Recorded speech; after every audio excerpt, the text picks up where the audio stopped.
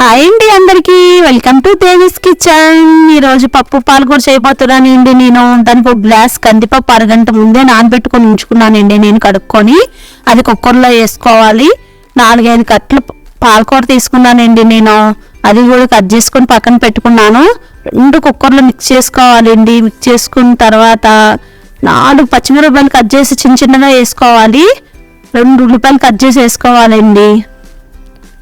2 ఉల్లిపాయలు పెద్ద పెద్దగా కట్ చేసుకొని వేసుకోవాలండి.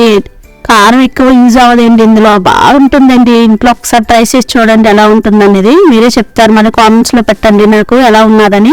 నిమ్మకాయ సైజు అంత చింతపండు తీసుకున్నాను. 4-5 రూపాయలు ఎల్లుల్లిపాయలు తీసుకున్నాను. 1/2 టీ స్పూన్ జీలకర్ర, కొంచెం 1/2 టీ స్పూన్ పసుపు, 1/2 టీ స్పూన్ కారం వేసుకున్నానండి. ఎక్కువ కారం కూడా యూజ్ అవ్వదండి. 1 స్పూన్ ఉప్పు వేసుకున్నానండి.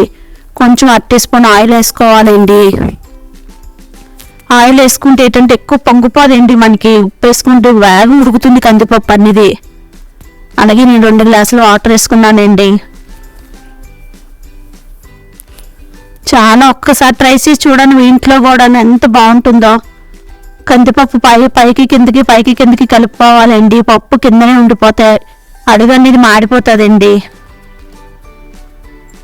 పప్పు కిందకి మీదకి అనుకొని కుక్కర్ మూత పెట్టుకొని 4-5 విజిల్ వస్తే చాలండి. పప్పు అయిపోయినట్టుగా తాలింపు పెట్టుకోవడమే.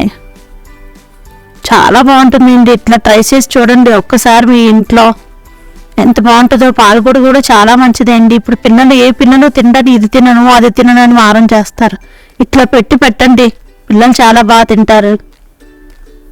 పాలకూర కూడా ఒంటికి చాలా మంచిదండి. వీక్లీ 1 టైం అయినా పిల్లలకు పెట్టాలి. పప్పు 4-5 విజిల్ వచ్చాక మూత తీసే పప్పు గుత్తుతో బాగా మ్యాష్ చేసుకోవాలండి.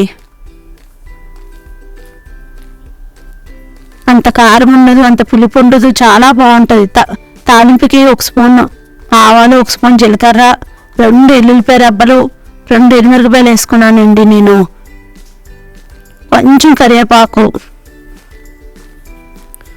కరివేపాకు వేసుకున్నాను. కుక్కర్ బాగా మ్యాష్ చేసి ఉంచుకున్నాం కదండి.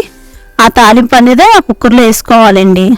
అంతే అయిపోయింది. రొట్టెలో కానీ చపాతీలో కానీ అన్నంలో కానీ వేడి అన్నంలో 1 స్పూన్ నెయ్యి వేసుకొని పప్పు పైన వేసుకొని తింటే చాలా బాగుంటుందండి. ఒకసారి మీ ఇంట్లో కూడా ట్రై చేయండి, ఎంత బాగుంటుందో.